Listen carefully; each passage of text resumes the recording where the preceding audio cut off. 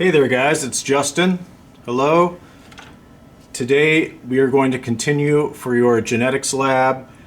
We were working on identifying GMO products in commonly used foods such as corn, soy, things like that. So just a reminder, on the last video we did an extraction and DNA isolation on a few different food sources such as corn, soy, and then pine nuts, which is a certified non-GMO food product that we're using as a negative control. So we're pretty certain that the corn and most likely the soy food products will be able to identify that they have been genetically modified somehow. And so we're going to use PCR amplification. So remember, PCR is polymerase chain reaction, where now we have the DNA templates to use in a PCR reaction, and we also have some lyophilized primer mix and also a lyophilized GMO positive PCR. So it's a GMO positive PCR control that we can use.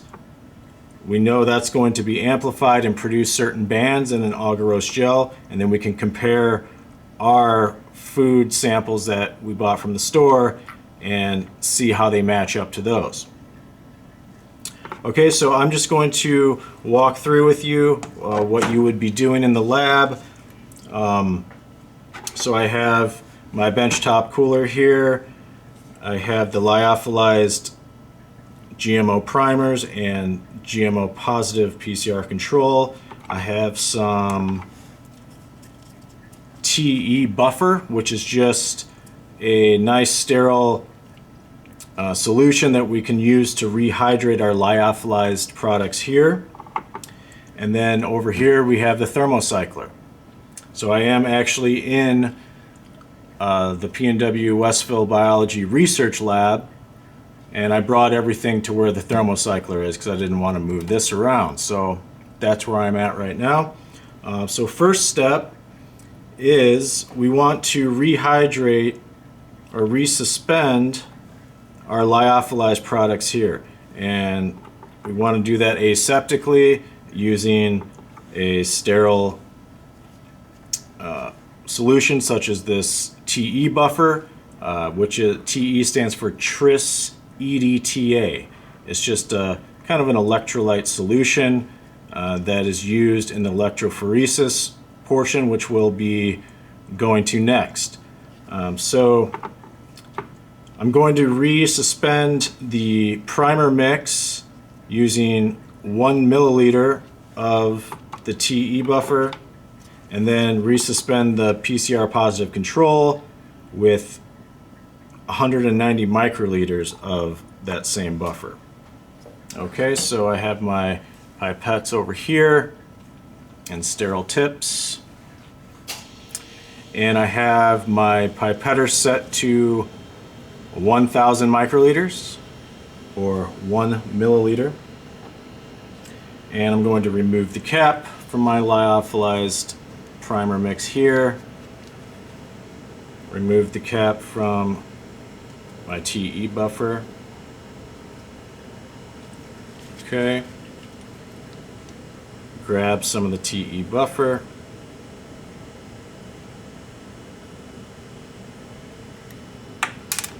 that's alright, it's just a cap. Okay, and then I'm going in to make sure I have the right thing here. Yes, it's the primer mix. Insert that.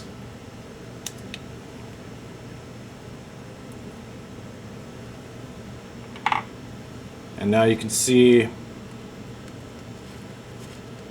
the color of this. It's like an orange yellow color, and I just want to mix it well and make sure there's no solids in the solution. It should be completely dissolved before we use it. Okay, that looks good.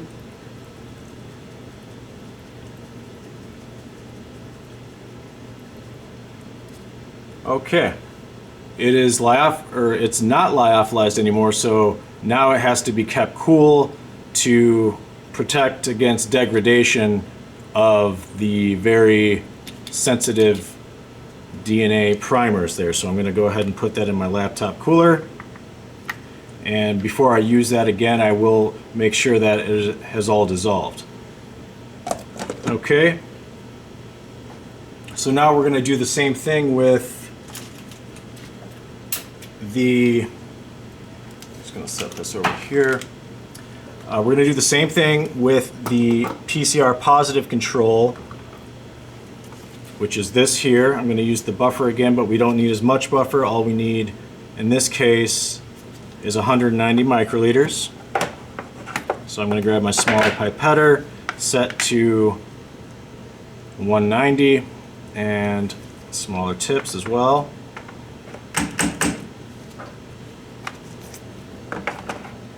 And this is all just preparing for doing the actual PCR reaction. And we will get in more detail there. So 190 microliters of the TE buffer for the PCR positive control.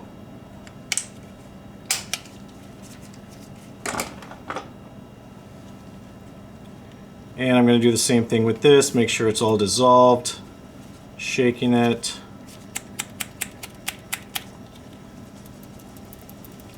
And also, before I did this, I made sure that all of the lyophilized powder was on the bottom of the tube and none was stuck to the cap, because we want to make sure that it's all in there.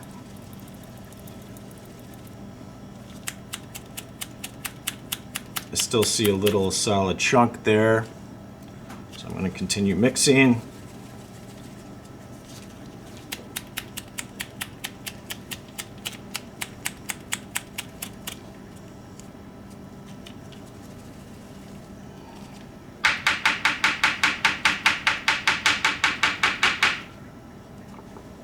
Okay, that's looking good.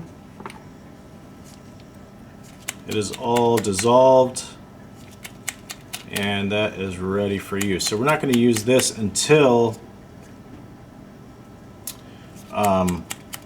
we're just going to use this whole thing as one of our PCR reactions.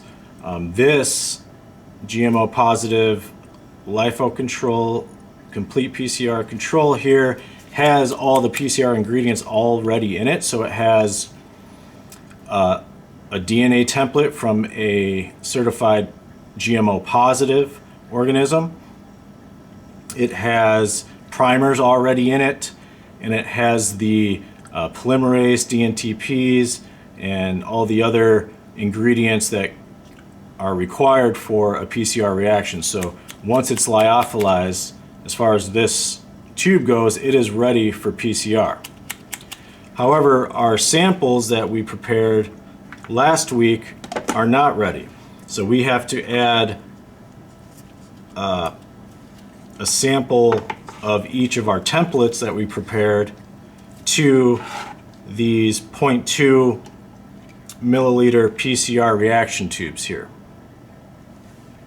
And you'll see in these there is a bead in here. So these beads came with the kit, and they have in them the DNTPs, the magnesium chloride, the polymerase, and everything needed for a PCR reaction, all in a little bead. So all we have to add to start a PCR reaction is our DNA template and primers, which we just prepared. And I'm just now realizing that actually in my last tube I do not need the bead, because as I just explained, the positive control already has all the ingredients in it. So I'll remove that before the PCR reaction. But nonetheless, we're going to start adding our ingredients to prepare for the PCR reaction. So I'm going to go ahead and take a look at our templates we'll be using and start thawing them So I'm just going to hold them in the palm of my hand and thaw those out. I'm going to get my primer mix ready here, because we'll be needing that.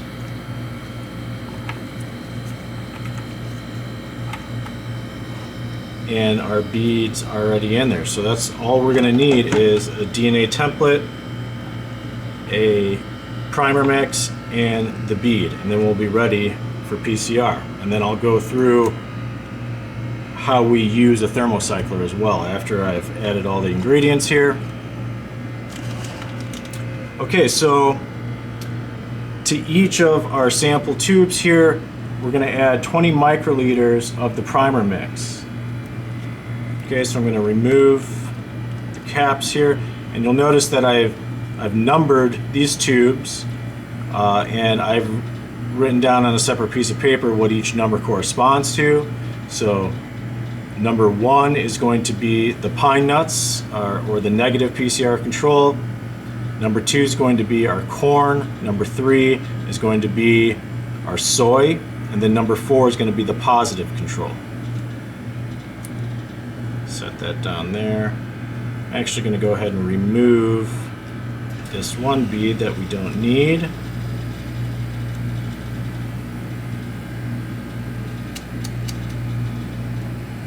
Okay.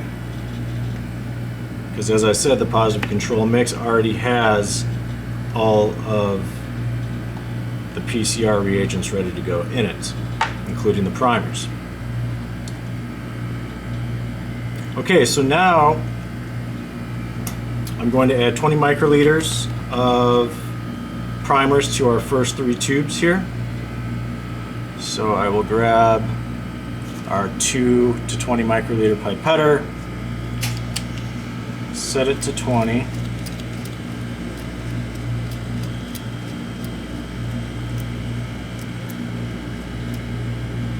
Lock it in place.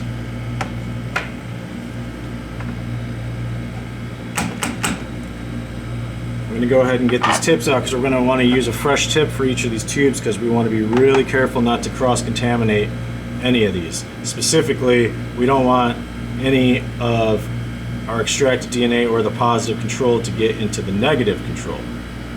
That would not be good.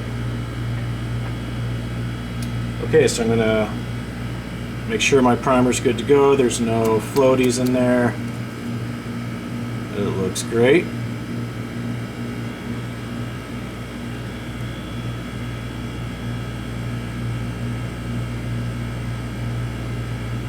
Okay, so now we will add 20 microliters to 3 of our tubes, one at a time. I'm going to look at my pipette tip, make sure it looks right, looks good.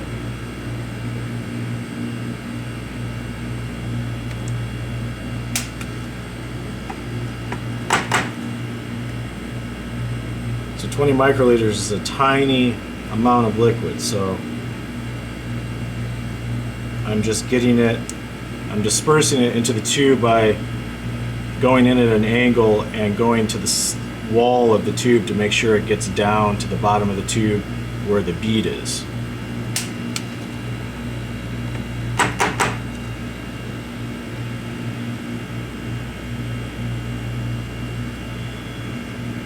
And our third one is good to go.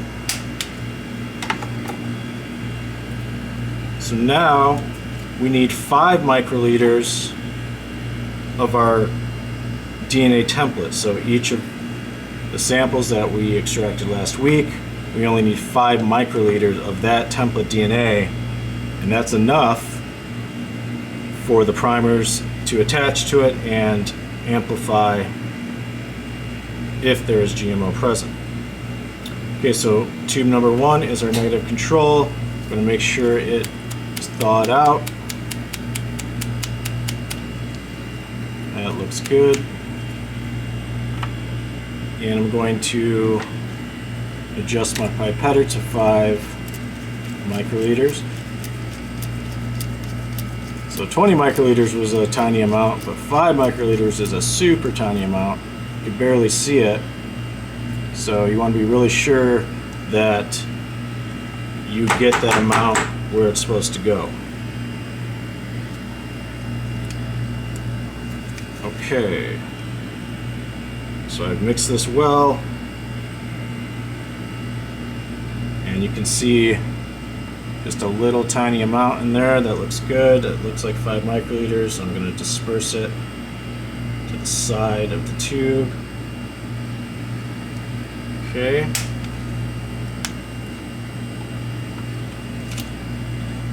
Next, tube number 2 is going to be our corn. Mix it well.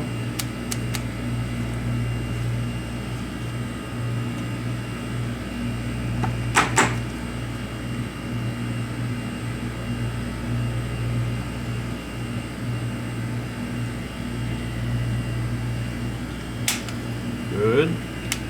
And our last sample is the soy.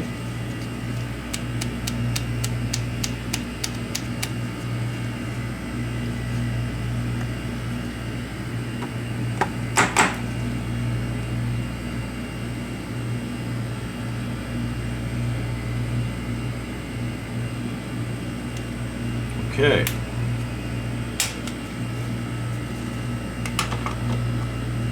So now we have all of the template, the primer, and the bead in our sample tube. So for our last one, our positive control, all we need is 25 microliters of the control.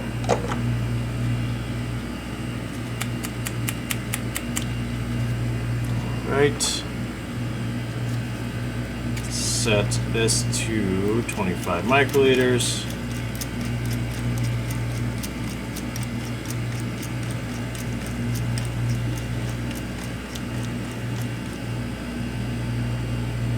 Lock it. Make sure there's no solids floating around in there. It looks good.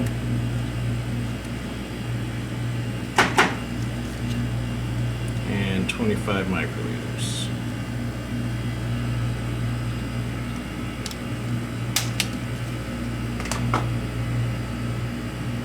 All right. So now I'm going to place caps back on here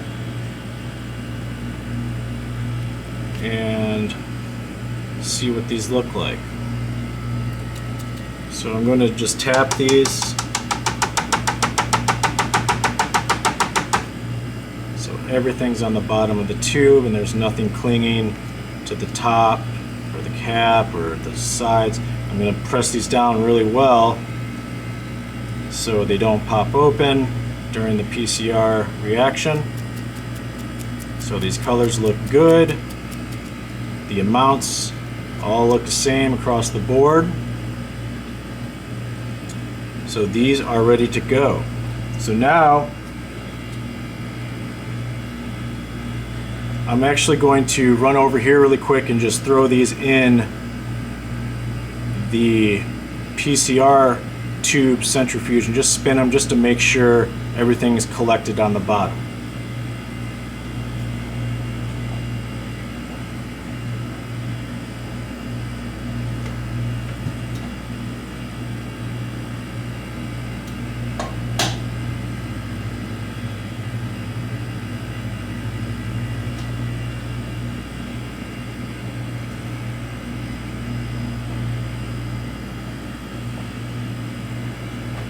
Okay, so now we can see that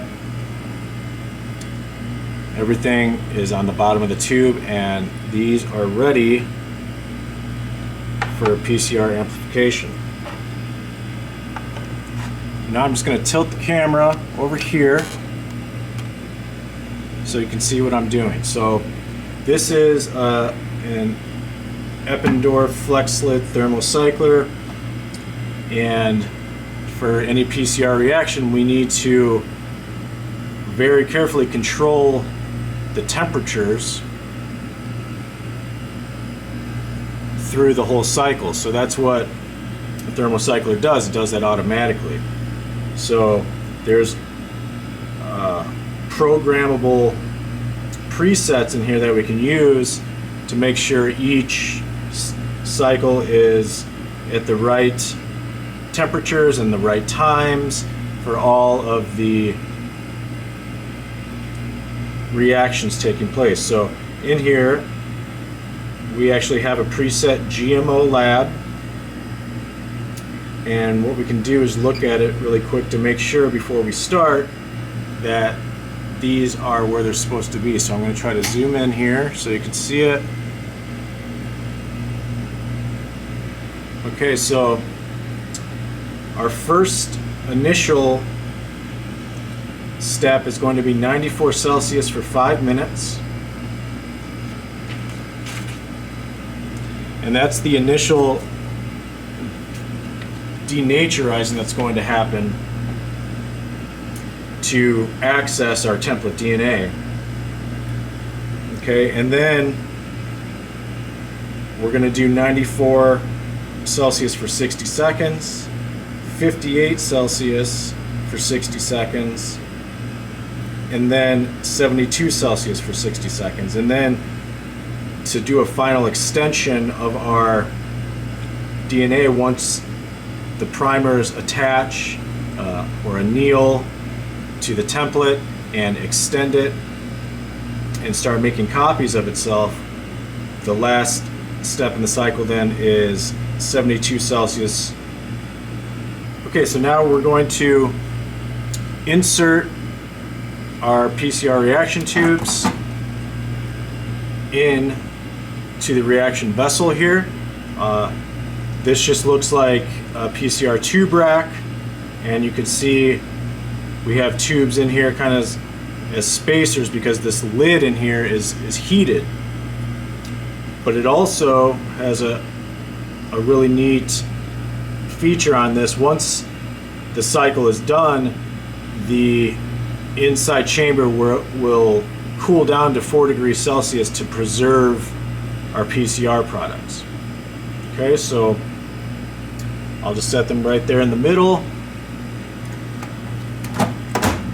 Close the lid.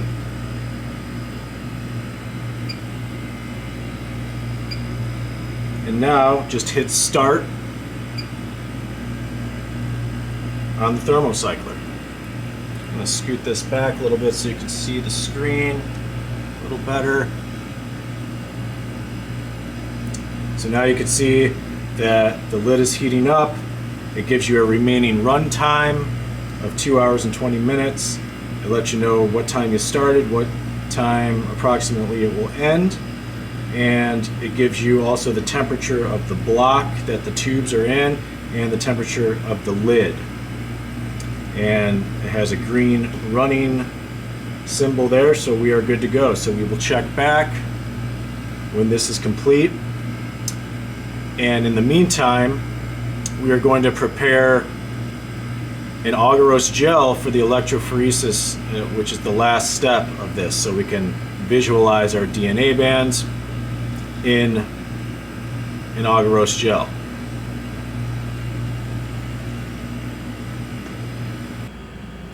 Alright, so now we're moving on to the gel electrophoresis portion of the GMO lab. And what I did was prepare 50 milliliters of agarose in TBE, so tris borate EDTA buffer with dissolved agarose in it. I microwaved it until it boiled and then let it cool because we're going to add ethidium bromide. Ethidium bromide is a stain that attaches to DNA and then will fluoresce then under UV light for us to be able to visualize our DNA bands from our PCR reaction. Okay, so right here is the electrophoresis chamber I'm going to use to form the gel. So notice this 6-lane comb that I have here, and the chamber used to form the gel is the same thing that we're going to use to do the actual electrophoresis in.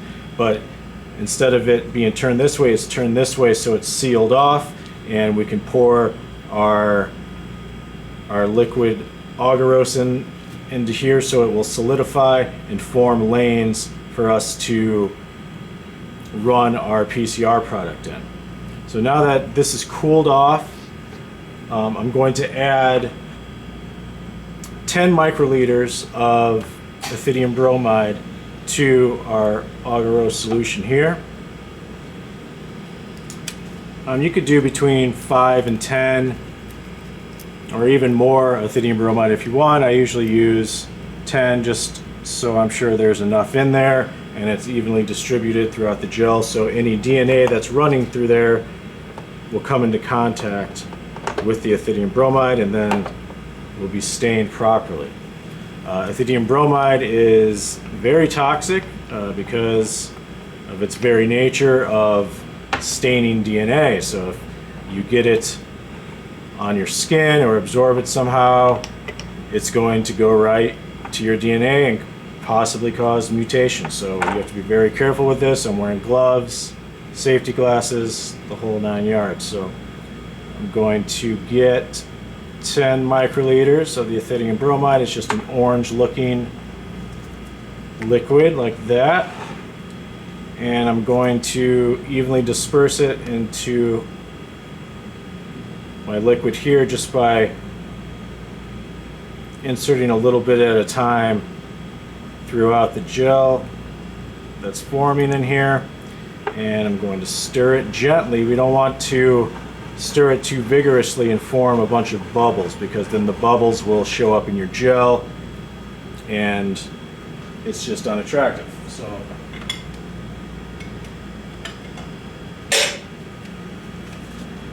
okay, I'm going to continue to stir this gently here so it gets all throughout the liquid until you can't see any orange color anymore. Then it should be good to go. You don't want to take too long doing this because this is agarose and it will solidify once it gets below 40 Celsius. So that's good. So I'm going to examine it, make sure it's looking okay. Now I'm going to pour the liquid into my gel forming chamber here and just make sure it gets dispersed evenly throughout the whole cassette there. Okay, it looks good.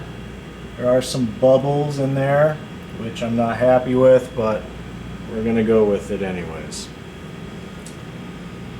I can zoom you in a little bit.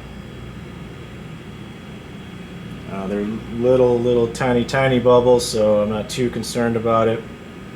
So now we're just gonna let that sit for 20 to 30 minutes, let it fully solidify.